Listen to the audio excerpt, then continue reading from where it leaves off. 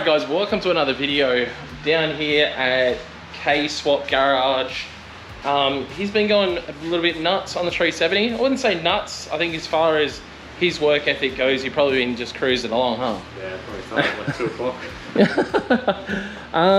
Yeah, if that looks familiar, it's because I wrecked it. And Nick has got rid of it for me. So that is all of the rear end of this car, guys. So there's your rear rail. Wall taps there from Rudnick last time we were out. I'll just blame Rudnick. Let's blame Rudnick for it, guys. Back of the car was perfect before he came to Australia. I don't know what he did, just wrecked my car. We're just gonna blame him, okay? Anyway, going across the back of the car now. Yes, this cord is still munted and it's gonna stay like that until we get the over fenders. Which, if any of you guys watch TJ Hunt, you'll see that basically got the zero wide body, which is basically, it's just a cover. It'll cover all the damage and make everything look mint, and it won't be any wider than stock, because I really don't need to go any wider than stock with 370Z. They're already plenty wide in the rear, and I don't see any need to go any wider.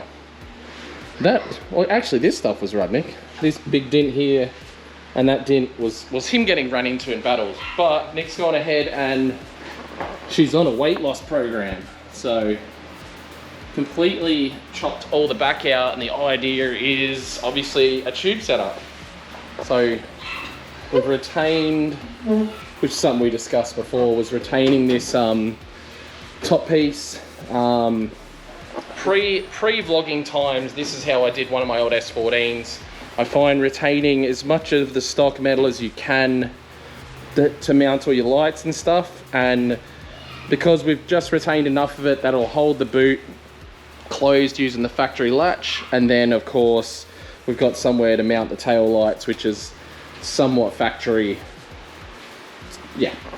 It's easier to like just go with this for now, and if it gets wrecked again, which most likely, or if it just gets wrecked really bad, like we can just restart again and just cut out the bolt holes like the pattern for the latch. But for right now though, this is straight enough just to be able to make a few supports up too, and then we get a full tube like set up on the rear that is replaceable as well if it ever gets hit, so we'll be able to make a few of them. But yeah, we'll cap off the end of the rails and make them fucking bolts on and off. And yeah, should we go like square style like FD cars do? So they do like a box square. Yeah, so, and then they build bar work off of that. Yeah. So in theory, you should wreck the bars before you wreck that bit. And if you wreck really bad, you wreck the bars and that bit, and hopefully not the car. Yeah, we'll box out the back bit, and then we'll go bars, like little supports that we need just enough to be able to hold the bumper and tail lights and stuff like that. That way, that's the first impact. But well, probably I'll want some bit more support out here, so I'm hitting bash bar before tail lights, because these tail lights are freaking expensive. Yeah. Paid $400 for this pair, and that's the one that fell off. Well, it didn't fall off, it was connected, but Ruddy was hitting some cones and stuff and knocked this tail light off, so it's broken some of the mount off, but that one's still good. And this is a somewhat brand new one, brand new to me anyway, tail light that I got with that one. So that is freaking awesome. Stoked on the work that's getting done here. He's just a maniac, that's all there is to it. And probably the biggest thing holding him back is me bringing in parts. Would that be accurate? Yeah, pretty much. Yeah, yeah, pretty much. We should have bearings any day now for the bottom end. And I've got all those other GK Tech parts at home. I want to. Do you have a plastic welder? Because I'd love to try and fix this bumper up a lot. Yeah. They're reasonably cheap to buy, but right now LSs are reasonably very expensive. And we're trying to buy a new Corvette engine for the Corvette. So anything we can repair. So my kids and Nick's kids are going nuts, having a ball. But yeah, anything like that, any things we can fix, why the hell not? Because a bit of plastic welding. But this is, being that the rod knob wasn't that bad, like might be a lot of people out there saying why bother? Well, there's a lot of other things on the agenda right now with you going away and stuff, that there's no reason why you shouldn't be doing this, you know? Yeah. Fixes it. If it goes for another 6 to 12 months, why not? So. Oh man, if I get another 6 months out of this thing after I'm back from the States, will give me enough time to get back up on top of things. And then, you know, I honestly, I see something bigger power in this car's future. not necessarily comp car, but I loved my the V8 350 that I had that I sold to buy the Corvette. That car was so sick, and I really did, like, I enjoyed it so much. So, you know, that's the way I'd sort of lean with it. But then I'd love to have a turbo setup as well, but not necessarily with a VQ37. Just the heat thing. The heat thing is just not ideal. They're a great engine, just the heat thing is a pain in the butt. So that's all I can say there. Other than that, I'm not sure if I mentioned, my homies at Shockworks are sending me a new rear shock setup. So currently I run a separate spring and shock setup. I'm gonna go full coilover in the back of this car so I can get a few more arms in the back. GK Tech are also working on some new prototype rear knuckles and things for the back of these cars. So I'm pretty excited to be able to put some of that stuff to the test and see, you know, what we can do with that. If we can get this car a lot faster. You know, when I get the new Shockworks coilovers, I'll be able to dial even more grip into the back of this car than I had before. So that's going to be super fun. I've got to bring the new doors here, bring the rear bar. This is just me reminding me to bring more of the parts here. Anyway, I'm going to chuck in a time lapse now that Nick, everyone approves of your filming of doing the work on my cars, because you do a better job of it than me. I try to amateur film and stuff. We'll get better as we do more, but getting the time lapses going for sure. So I'm going to chuck time lapse in here.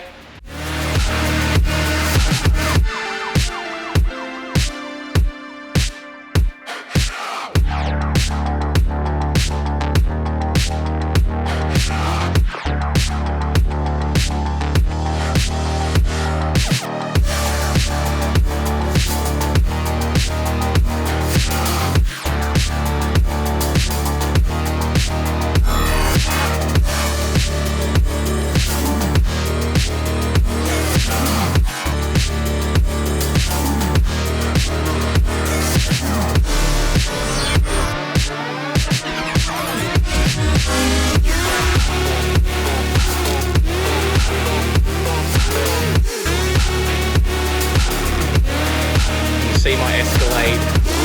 The water's up. Alright guys, on to day 2 of this vlog. We are at Queensland Raceway for morning session. I'm going to cut through here because I can. This is normally the drift playground, which I thought they would be running when it's a day like today. Anyway, we're heading out to QR to have a look at morning session, say good day to some people, and basically use up our morning more effectively. Could have worked on cars, I guess, but whoops. Got Nick with me and the kiddos. Let's go check out, see if there's anything good happening. Florida guys, stay safe. Just quickly interrupting this video. Everyone sort of obviously is seeing what's going on in Florida with the whole hurricane, flooding, all of that sort of stuff. Now, my Corvette's no longer at Adam LZ's house, it's over at another buddy's house. This is the situation there. My car, my car, my car, my car, Max's car, Luke's car, inside. Thank God, where the car is now, super safe. Huge thank you to Mikey. I can let you guys also know we have ordered a new motor for that car, an LS3, that's coming soon. So we've got LS3, the car's safe. Now my other car, the Escalade, is at Adam LZ's house. If you've seen Adam's latest video, see this bit here. Storm hasn't even hit yet, and things are starting to get wild. We're gonna drive around, look at how bad the water's gotten. You can see my Escalade. The water's up to the rims now, like over the tyre, just to the rims. I also have a dead alternator. Have a look at this. And so another fix we're gonna have to do when we get there. The alternator's gone bad on the Escalade, so we're gonna have to fix that when we get there. But you know, Adam's gonna take care of the Escalade, make sure it doesn't get flooded as much as he can possibly help out. He's been really awesome from that front. And then obviously Mikey, what a legend. His own car's outside. and mine and Max's cars inside. That's crazy. Thank you so much to Mike and Adam.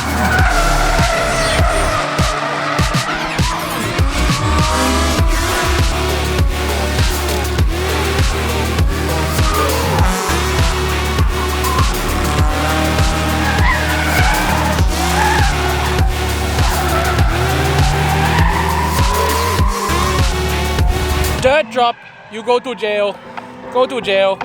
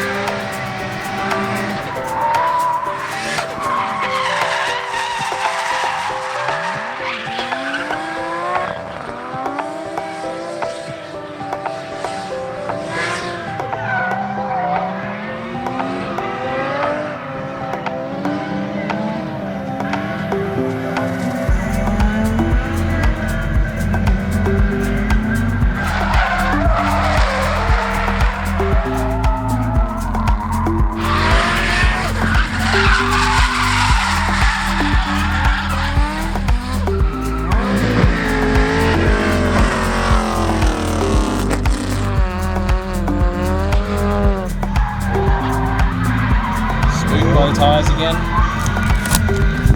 It's a real shame. Person is doing a good job, but literally they must be eyeballing the tires every time they hit that left-hander, and they just hit the brakes. Like they're going to make it around the corner perfect, and they literally just slam the brakes on. I don't know why. Like I know why, I understand why, but it's just like such a shame that you're on a big open track and you got a big tire wall to be scared of. Yeah.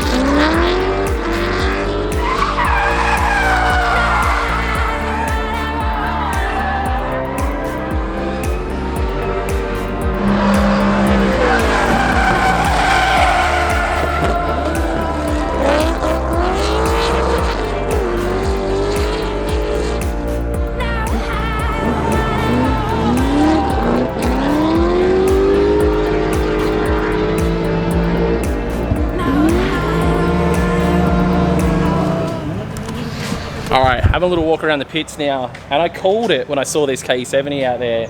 It's got a beams in it, and I literally said it's got a Link because it sounds exactly the same as mine. So Link with the beams. When's ITB time or never? When I get my money, maybe. It doesn't make any power, but it just sounds sick when you got ITBs. But standard intake manifold, so that's the difference between mine and his, and then standard exhaust as well. So they're actually really big ports on the exhaust manifold stock, which is pretty rad. I don't know, I saw this thing out on track, pretty cool. I would call it a sleeper.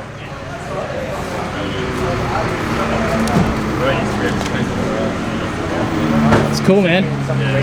Good job. I can tell he's one of the old fellas of the scene. Originals, like OG. you. Hey, you're older than me. I was watching videos and you were on the videos. And then I got into drifting. Yeah, true. You're very old. Thanks, mate. Thanks, mate. Wait, congrats. What am I getting congrats for? On your, is it 50,000? Yes. Well done. Well done. You getting ready for Drift Masters, are you? Fuck just no, come down just for a thrashing thrash? my car. Yeah. As you can see, just thrash it. No, we've been working on the engine for a little bit, trying to chase little problems and stuff. But now it's I just got it off the dyno and it's gone 550 at the tyres aspirated. Nice. And you can't beat the throttle bodies. You know me, I've had this all my life. Oh, I love ITBs. Don't get me started. It's tough. It's 13 to 1 now. E85. It's only a little 376 cube. It's nothing big. It's just something I can spin and rev. Yeah. I just got an LS3 for my Corvette and I'm like, I want to ITB it, but Yeah, I don't would. know. I would. They're what, $3,600 or something, but I'll tell you what, the sound. it's cool. Yeah. Yeah. And by putting a stainless system on it, definitely tries to make it the loudest car it can be. Yeah. So cool. Yeah.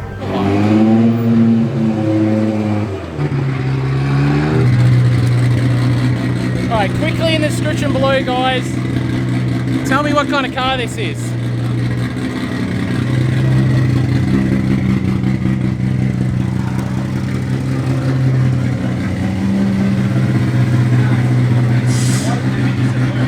I would bet no one guessed that it was a JZX90 with a JZX100 rear conversion.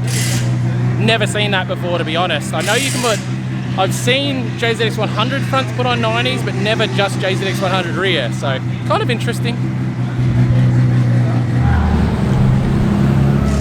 Alright, that's it for us from morning sesh. I'll just come down, have a little bit of a look, show you guys what's going on. It's weird coming here and not driving, or not even jumping in a car for passenger, so I forgot my wallet. They need ID and all that sort of stuff for riding passenger here, which is fair. But yeah, we're gonna take off, head to the pub, have a bit of lunch, edit this video for you guys, and then we've got a big afternoon drift session at Archie today, so we'll head there. We've also got to pick up all the parts of the 370 and get them over to Nick's house. But yeah, thanks for watching, guys. We'll see you in the next one. Peace out. Bye.